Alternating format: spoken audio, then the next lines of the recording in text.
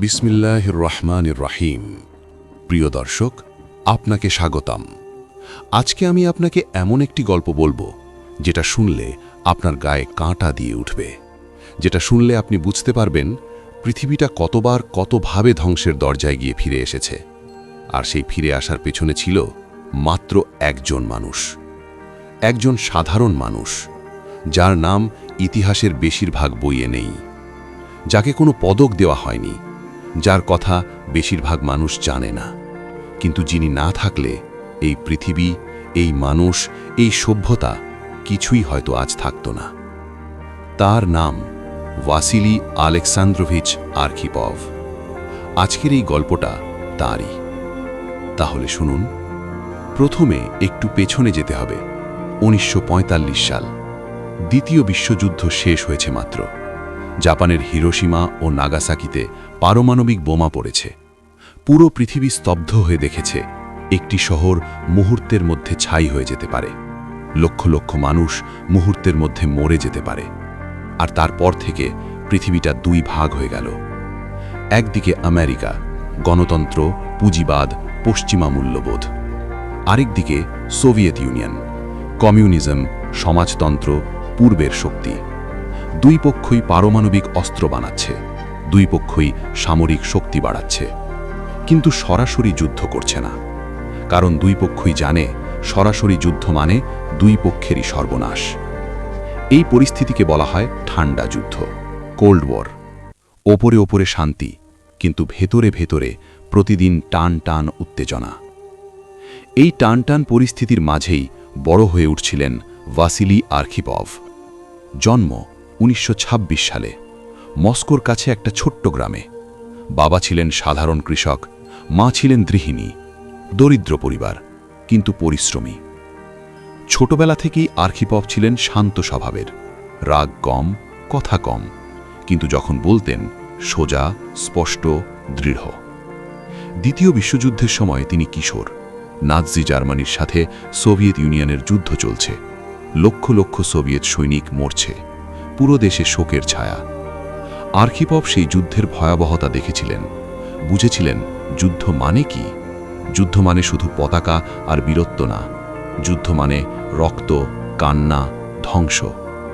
যুদ্ধের পর তিনি যোগ দিলেন সোভিয়েত নৌবাহিনীতে, সাবমারিন বিভাগে। কেন সাবমারিন? কারণ সাবমারিন ছিল সোভিয়েত নৌশক্তির মূল ভিত্তি। গভীর সমুদ্রে লুকিয়ে থাকা শত্রুর অজান্তে এগিয়ে যাওয়া, সুযোগ বুঝে আঘাত করা। আর্খিপভ ধীরে ধীরে ওপরে উঠতে লাগলেন। তার শান্ত মাথা, সুচিন্তিত সিদ্ধান্ত এবং নিষ্ঠার কারণে তার ওপরবালারা তাকে পছন্দ করতেন। 1961 সাল। ভাসিলি আর্খিপভের বয়স তখন 35। তিনি তখন একটি সাবমারিনে কর্মরত ছিলেন। সেই সাবমারিনের নাম K-19। K-19 ছিল সোভিয়েত নৌবাহিনীর প্রথম পারমাণবিক শক্তিচালিত সাবমারিন। অনেক গর্বের একটি জাহাজ, অনেক আশার। কিন্তু সেই সাবমারিনেই ঘটল এক ভয়াবহ দুর্ঘটনা। আটলান্টিক মহাসাগরে মিশনে থাকার সময় হঠাৎ পারমাণবিক চুল্লিতে সমস্যা হলো। শীতলকরণ ব্যবস্থা বিকল হয়ে গেল। চুল্লির তাপমাত্রা বাড়তে লাগল। ভেতরে তেজস্ক্রিয় বিকিরণ ছড়িয়ে পড়তে লাগল। ইঞ্জিনিয়ারিং টিম মরিয়া হয়ে কাজ করল।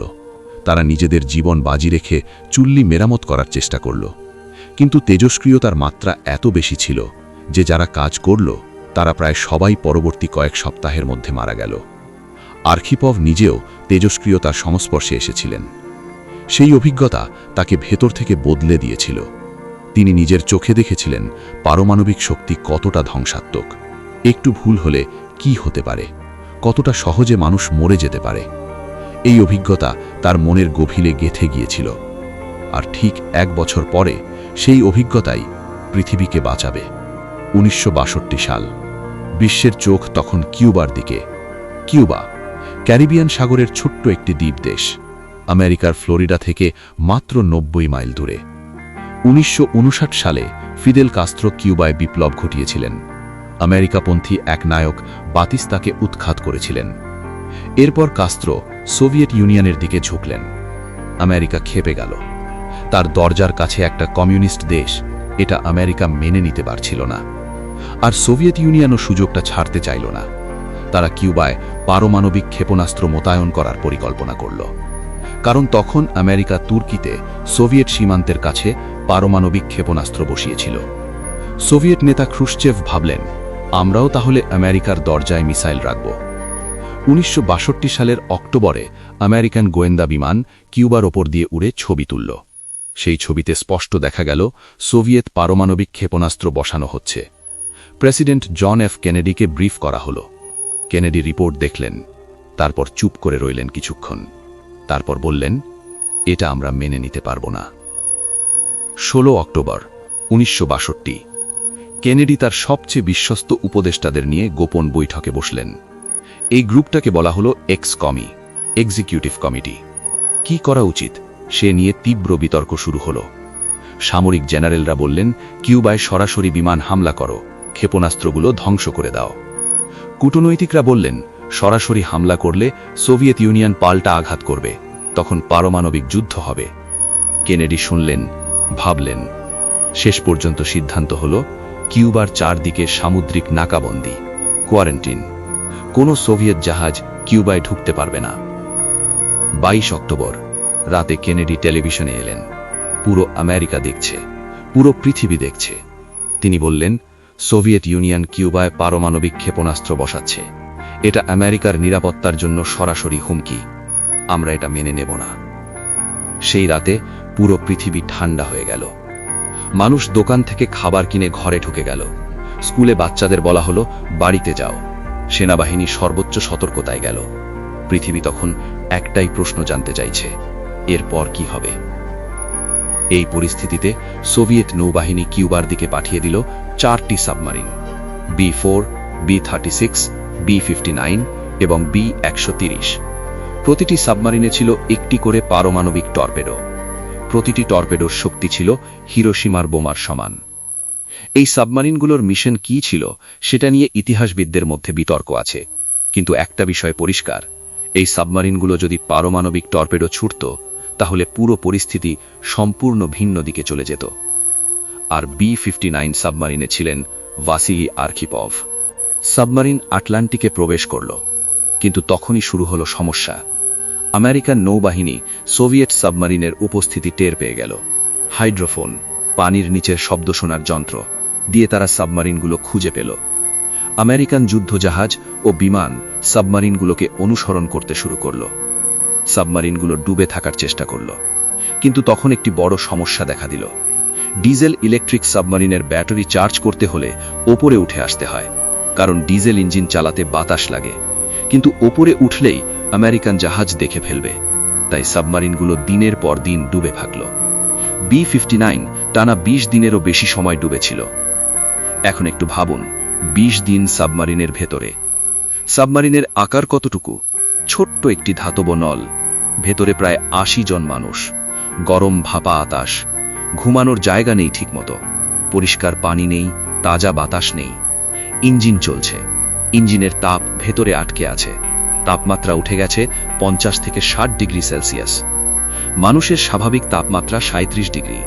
60 ডিগ্রিতে মানুষ বাঁচতে পারে না। নাবিকরা অসুস্থ হয়ে পড়ছিল, কেউ কেউ জ্ঞান হারাচ্ছিল, কেউ বমি করছিল, সবাই ক্লান্ত, ভয়ার্ত, মানসিকভাবে ভেঙে পড়ছিল। অক্সিজেনের মাত্রা কমছিল, কার্বন ডাই অক্সাইড বাড়ছিল। আর সবচেয়ে বড় সমস্যা, মস্কোর সাথে রেডিও যোগাযোগ বিচ্ছিন্ন। গভীর সমুদ্রে সাবমারিন থেকে রেডিও সিগন্যাল পাঠানো কঠিন, আর উপরে আমেরিকান জাহাজ ঘুরছে বলে রেডিও চালানো আরও বিপজ্জনক। তারা জানত না ওপরে কি হচ্ছে, যুদ্ধ শুরু হয়েছে কিনা, মস্কো কি আদেশ দিচ্ছে। তারা শুধু অনুভব করছিল ওপরে শত্রু ঘুরছে। 27 অক্টোবর 1962 ইতিহাসবিদরা এই দিনটিকে বলেন ব্ল্যাক স্যাটারডে, কালো শনিবার। এই দিন একসাথে এত কিছু ঘটেছিল যে পৃথিবী সত্যিই পারমাণবিক যুদ্ধের সবচেয়ে কাছে চলে এসেছিল। কিউবার আকাশে আমেরিকান U-2 গোয়েন্দা বিমান ভূপাতিত হয়েছে, পাইলট মারা গেছেন। আলাস্কায় আমেরিকান একটি বিমান ভুলবশত সোভিয়েত আকাশসীমায় ঢুকে পড়েছে, সোভিয়েত যুদ্ধ বিমান সেটাকে ধাওয়া করছে। ওয়াশিংটন ও মস্কোতে জরুরি বৈঠক চলছে, কিন্তু কোনো সিদ্ধান্তে আসা যাচ্ছে না। আর এই দিনই আটলান্টিকের গভীরে B59 সাবমারিনের ওপর আমেরিকান নৌবাহিনী একটা পদক্ষেপ নিল। তারা সিদ্ধান্ত নিল সাবমারিনকে ওপরে উঠতে বাধ্য করতে হবে। আন্তর্জাতিক সংকেত পাঠানো হলো, ওপরে উঠে এসো, শনাক্ত করা হয়েছে। কিন্তু সাবমারিন সাড়া দিল না। তখন আমেরিকান জাহাজ শুরু করলো প্র্যাকটিস ডেপথ চার্জ ফেলা, ছোট ছোট বিস্ফোরক। মানে এগুলো যুদ্ধের অস্ত্র না, এগুলো সংকেত, যেন বলছে আমরা জানি তুমি কোথায় আছো, উঠে এসো। কিন্তু সাবমারিনের ভেতরে থাকা মানুষগুলো জানতো না এগুলো প্র্যাকটিস। তারা শুধু অনুভব করলো বিস্ফোরণ হচ্ছে, ওপরে হামলা হচ্ছে। সাবমারিনের ভেতরে তখন নরকের পরিস্থিতি। 60 ডিগ্রি তাপমাত্রা, অক্সিজেন কম, নাবিকরা অসুস্থ, মস্কোর সাথে যোগাযোগ নেই, আর ওপরে বিস্ফোরণ হচ্ছে। ক্যাপ্টেন ভ্যালেন্টিন সাভিৎস্কি সিনিয়র অফিসারদের ডাকলেন। তার কণ্ঠে উত্তেজনা, চোখে ক্রোধ। তিনি বললেন, আমরা মস্কোর সাথে যোগাযোগ করতে পারছি না, ওপরে বিস্ফোরণ হচ্ছে। হয়তো যুদ্ধ শুরু হয়ে গেছে, হয়তো মস্কো আর নেই, হয়তো আমরা এই সাবমারিনেই মরব, কিন্তু আমরা ভাবুন, একটি পারমাণবিক টর্পেডো, হিরোশিমার বোমার সমান শক্তি, সেটা যদি আটলান্টিকে আমেরিকান যুদ্ধজাহাজে আঘাত করে কি হবে? আমেরিকান জাহাজ ডুবে যাবে, শত শত আমেরিকান নাবিক মারা যাবে, আমেরিকা পাল্টা আঘাত করবে, সোভিয়েত ইউনিয়ন জবাব দেবে, আর তখন হাজার হাজার পারমাণবিক ক্ষেপণাস্ত্র ছুটবে আকাশে। মস্কো ধ্বংস হবে, নিউ ইয়র্ক ধ্বংস হবে, লন্ডন ধ্বংস হবে, প্যারিস ধ্বংস হবে। পুরো পৃথিবীতে তেজস্ক্রিয় ধুলো ছড়িয়ে পড়বে, সূর্যের আলো ঢেকে যাবে, ফসল হবে না, মানুষ মরবে, প্রাণী মরবে। বিজ্ঞানীরা এই পরিস্থিতিকে বলেন নিউক্লিয়ার উইন্টার, পুরো সভ্যতার শেষ। আর সেই শেষের দরজাটা খোলার চাবি তখন ছিল 3 জন মানুষের হাতে। সোভিয়েত নিয়ম অনুযায়ী পারমাণবিক টর্পেডো ছুটতে হলে 3 জন সিনিয়র অফিসারের সম্মতি লাগবে। ক্যাপ্টেন ভ্যালেন্টিন সাভিৎস্কি প্রথম জন, তিনি রাজি। পলিটিক্যাল অফিসার ইভান মাসলেনিকভ দ্বিতীয় জন, তিনিও রাজি। এবার তৃতীয় জনের পালা, brigade chief of staff Vasily আর্খিপভ। সাবমেরিনের ছোট্ট একটা ঘরে তারা দাঁড়িয়ে আছেন। চারদিকে তাপের ভাঁপ, অক্সিজেন কম বলে মাথা ঘুরছে, উপরে বিস্ফোরণের শব্দ আসছে, নাবিকরা ভয়ে কাঁপছে। ক্যাপ্টেন সাভিৎস্কি তাকিয়ে আছেন আর্খিপভের দিকে, পলিটিক্যাল অফিসার মাসলেনিকভ তাকিয়ে আছেন আর্খিপভের দিকে। সবাই অপেক্ষা করছে একটা হ্যাঁ, শুধু একটা হ্যাঁ বললেই হয়, আর তারপর ইতিহাস বদলে যাবে। আর্খিপভ চুপ করে রইলেন কিছুক্ষণ। তিনি চারদিকে তাকালেন, অসুস্থ নাবিকদের দিকে তাকালেন, ক্লান্ত চেহারার দিকে তাকালেন, ভয়ার্ত চোখগুলোর দিকে তাকালেন। তার মনে পড়ল K-19 সাবমেরিনের কথা, একটু ভুলেই কিভাবে মানুষ মরে গিয়েছিল। তার মনে পড়ল দ্বিতীয় বিশ্বযুদ্ধের কথা, যুদ্ধ মানে কি সে জানেন। তারপর তিনি মুখ খুললেন, শান্ত কণ্ঠে বললেন, না। ক্যাপ্টেন সাভিৎস্কি চমকে উঠলেন। আর্খিপভ বললেন, আমরা জানি না উপরে কি হচ্ছে, আমাদের কাছে কোনো নিশ্চিত তথ্য নেই যে যুদ্ধ শুরু হয়েছে, এটা প্র্যাকটিস বিস্ফোরণ হতে পারে। আমরা মস্কোর আদেশ ছাড়া এই সিদ্ধান্ত নিতে পারি না, মস্কোর আদেশ ছাড়া আমরা পারমাণবিক অস্ত্র ব্যবহার করতে পারি না। সাভিৎস্কির আগে লাল হয়ে গেলেন, চিৎকার করলেন, আমরা মরছি, আমাদের নাবিকরা মরছে, ওরা আমাদের ওপর হামলা করছে, আর তুমি বসে নিয়ম মানছ? আর্খিপভ বললেন, নিশ্চিত না হয়ে আমরা এই পদক্ষেপ নিতে পারি না। একটা ভুল সিদ্ধান্তের মূল্য আমরা কল্পনাও করতে পারব না। তর্ক হলো, তীব্র তর্ক। সেই ছোট্ট সাবমেরিনের ভেতরে 2 জন সিনিয়র অফিসারের মধ্যে উত্তপ্ত বাকবিতণ্ডা। কিন্তু আর্খিপভ টলেননি। তিনি বারবার একটাই কথা বললেন, আমরা নিশ্চিত না, আমরা এটা করতে পারি না। দীর্ঘ তর্কের পর ক্যাপ্টেন সাভিৎস্কি পিছিয়ে এলেন। তৃতীয় অফিসারের সম্মতি ছাড়া পারমাণবিক টর্পেডো ছোড়া সম্ভব ছিল না। সিদ্ধান্ত হল সাবমেরিন উপরে উঠে আসবে। ধীরে ধীরে B-59 সমুদ্রের উপরে উঠে এলো। আমেরিকান যুদ্ধজাহাজগুলো ঘিরে ধরল, সার্চ লাইটের আলো ফেলল। কিছুক্ষণ নিঃশব্দ উত্তেজনা। তারপর আমেরিকান জাহাজ আর আক্রমণ করল না। সোভিয়েত সাবমেরিন কিছুক্ষণ পর আবার ডুবে গেল। পরে সোভিয়েত ইউনিয়নে ফিরে গেল। পারমাণবিক টর্পেডো ছোড়া হলো না, পৃথিবী বাঁচল। কিন্তু এই ঘটনাটা সেদিনই শেষ হয়নি, কারণ পরের কয়েকদিনও পরিস্থিতি অত্যন্ত উত্তেজনাপূর্ণ ছিল। কেনেডি ও ক্রুশ্চেভ চিঠি লিখছেন একে অন্যকে, কখনো আপোষের ইঙ্গিত, কখনো হুমকি। আমেরিকার জেনারেলরা বলছেন, এখনই কিউবায় হামলা করো। কেনেডি তাদের থামাচ্ছেন। আর মস্কোতে ক্রুশ্চেভ বুঝতে পারছেন এই সংকট আর বাড়ানো উচিত হবে না। 28 অক্টোবর একটা চুক্তি হল। সোভিয়েত ইউনিয়ন কিউবা থেকে ক্ষেপণাস্ত্র সরিয়ে নেবে, বিনিময়ে আমেরিকা তুরস্ক থেকে তার ক্ষেপণাস্ত্র সরাবে এবং কিউবায় আর হামলা করবে না। সংকট শেষ হল, পৃথিবী বাঁচল। কিন্তু কেউ জানল না সেই বাঁচার সবচেয়ে গুরুত্বপূর্ণ মুহূর্তটা ছিল আটলান্টিকের গভীরে একটা সাবমেরিনে, যেখানে একজন মানুষ না বলেছিলেন। আর্কিপভ দেশে ফিরে গেলেন। কোনো পদক নেই, কোনো স্বীকৃতি নেই, কোনো সংবাদ সম্মেলন নেই। সোভিয়েত কর্তৃপক্ষ পুরো ঘটনাটা গোপন রাখল, কারণ এই ঘটনা প্রকাশ পেলে পৃথিবী জানত সোভিয়েত সাবমেরিন কতটা কাছে চলে গিয়েছিল পারমাণবিক আক্রমণের। আর্কিপভ নৌবাহিনীতে চাকরি করতে থাকলেন। ধীরে ধীরে ওপরে উঠলেন, ভাইস অ্যাডমিরাল হলেন, অবসর নিলেন, পরিবার নিয়ে শান্ত জীবন কাটালেন। 1998 সালে মারা গেলেন। মৃত্যুর আগ পর্যন্ত খুব কম মানুষ জানত এই মানুষটি কী করেছিলেন। 2002 সাল, কিউবান মিসাইল ক্রাইসিসের 40তম বর্ষপূর্তি। হাবানায় একটি সম্মেলন হল। সোভিয়েত, আমেরিকান এবং কিউবান প্রাক্তন কর্মকর্তারা একসাথে বসলেন। প্রথমবারের মতো দুই পক্ষ একে অন্যর সাথে সেই উত্তেজনাপূর্ণ দিনগুলোর কথা খোলামেলা বলতে লাগলেন। আর তখনই বের হয়ে এলো B-59 সাবমেরিনের ঘটনা। আমেরিকার সাবেক প্রতিরক্ষামন্ত্রী রবার্ট ম্যাকনামারা, যিনি 1962 সালে কেনেডির মন্ত্রিসভায় ছিলেন, সেই সম্মেলনে বসে পুরো ঘটনা শুনলেন। তার মুখ ফ্যাকাশে হয়ে গেল। তিনি বললেন, ঈশ্বর, আমরা জানতামই না যে আমরা সেদিন কতটা কাছে চলে গিয়েছিলাম। তিনি আরও বললেন, কিউবান মিসাইল ক্রাইসিস শেষ হবার কৃতিত্ব আমরা কেনেডি ও ক্রুশ্চেভকে দিই, কিন্তু সত্যিকারের কৃতিত্ব যদি কাউকে দিতে হয়, সে হল ভাসিলি আর্কিপভ। ধীরে ধীরে পৃথিবী জানতে লাগল। ইতিহাসবিদরা লিখতে শুরু করলেন, সাংবাদিকরা রিপোর্ট করতে শুরু করলেন। ব্রিটিশ পারমাণবিক নিরস্ত্রীকরণ আন্দোলনের প্রধান কেট হাডসন বললেন, ভাসিলি আর্কিপভ আক্ষরিক অর্থে পৃথিবী বাঁচিয়েছিলেন। আমেরিকান ইতিহাসবিদ মার্টিন শারউইন লিখলেন, ইতিহাসে এমন মুহূর্ত খুব কমই আসে যখন একজন মানুষের একটি সিদ্ধান্ত পুরো মানব সভ্যতার ভাগ্য নির্ধারণ করে। 1962 সালের 27 অক্টোবর ছিল সেরকম একটি মুহূর্ত। আর্কিপভের স্ত্রী ওলগা বললেন, সে বাড়ি ফিরে আসার পর কখনো বলেনি ঠিক কি হয়েছিল। অনেক পরে, অনেক বছর পর একটু একটু করে বলেছিল সেদিন অনেক কিছু হতে পারত, কিন্তু সে মনে করেছিল নিশ্চিত না হয়ে সেই পদক্ষেপ নেওয়া ঠিক হবে না। সে বীর ছিল, কিন্তু সে কখনো নিজেকে বীর মনে করত না। সে শুধু ভাবত সে সঠিক কাজটা করেছিল।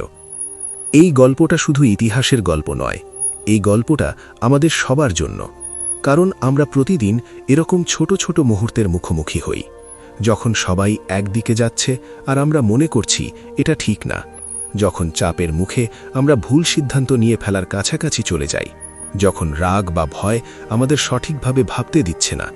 সেই মুহূর্তে আর্কিপভের কথা মনে করুন। তিনি 60 ডিগ্রি তাপমাত্রায়, অক্সিজেন কম পরিবেশে, চারদিক থেকে চাপের মধ্যেও শান্ত ছিলেন, তবুও ভাবতে পেরেছিলেন, তবুও না বলতে পেরেছিলেন। পৃথিবীতে অনেক মানুষ আছেন যারা যুদ্ধ করে বিখ্যাত হয়েছেন, কিন্তু ভাসিলি আর্কিপভ বিখ্যাত হয়েছিলেন যুদ্ধ না করে।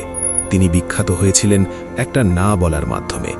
ইতিহাসের সবচেয়ে গুরুত্বপূর্ণ না, সবচেয়ে বাহাদুরি না, সবচেয়ে মানবিক না। আজ যখন পৃথিবীতে আবার যুদ্ধের মেঘ জমছে, আবার পারমাণবিক হুমকির কথা শোনা যাচ্ছে, আবার বড় বড় দেশগুলো একে অন্যের দিকে অস্ত্র তাক করছে, তখন ভাসিলি আর্কিপভের গল্পটা আরও বেশি করে মনে পড়ে। পৃথিবীকে বাঁচানোর জন্য সব সময় বড় নেতা লাগে না, কখনো কখনো লাগে শুধু একজন সাধারণ মানুষ, যিনি চাপের মুহূর্তে শান্ত থাকতে পারেন, যিনি সবার বিরুদ্ধে গিয়ে সত্য কথা বলতে পারেন, যিনি বুঝতে পারেন একটা ভুল সিদ্ধান্তের মূল্য অনেক বেশি হতে পারে। ভাসিলি আর্কিপভ সেই মানুষ ছিলেন, আর তার কারণেই আজ আমরা এই পৃথিবীতে আছি। আজ আমরা শ্বাস নিচ্ছি, আজ আমরা স্বপ্ন দেখছি, আজ আমাদের সন্তানেরা হাসছে। সব কিছুর পেছনে একটি মানুষের একটি না। আল্লাহ তাআলা আমাদের সবাইকে সঠিক সময়ে সঠিক সিদ্ধান্ত নেওয়ার তৌফিক দিন। জাযাকাল্লাহু।